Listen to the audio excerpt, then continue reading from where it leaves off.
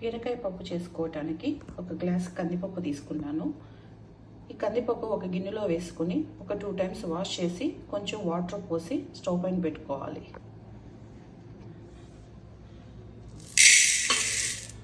Wash చేసుకొని stove పైన పెట్టుకుందాము.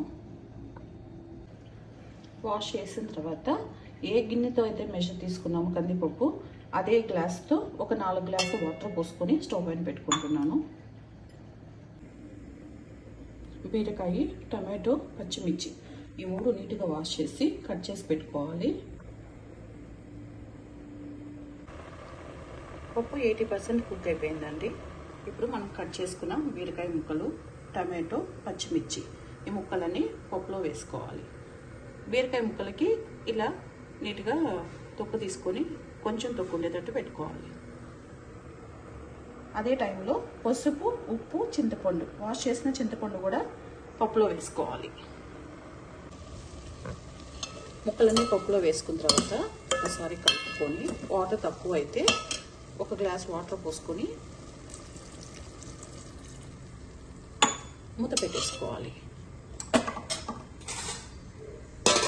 మూత పెట్టుకొని ఒక 5 మినిట్స్ ఉంచాలి. పప్పు ఉడికిన తర్వాత ఇలా ముద్దగం తీసుకుని బాగా వెనుపుకోవాలండి. పప్పు వెనుపుకున్న తర్వాత కడాయిలో ఆయిల్ పెట్టేసుకొని ఇవన్నీ తాలింపు దినుసులండి. ఆవాలు, జీలకర్ర, కరివేపాకు, వెల్లుల్లి, ఆనియన్ ఇవన్నీ పౌడర్స్ అన్నీ వేసేసుకోవాలి. ఇది ఇంకో పొడి. తాలింపు గింజలు వేసేసి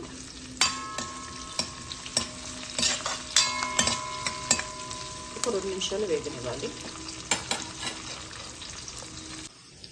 తాలింపులో నేను ఆవాలు, జీలకర్ర, వెల్లుల్లి, కరివేపాకు, ఆనియన్, సన్నగా కట్ చేసిన ఆనియన్ వేసాను. మనం ఎనుపుకున్న పప్పును కూడా వేసేసుకోవాలి.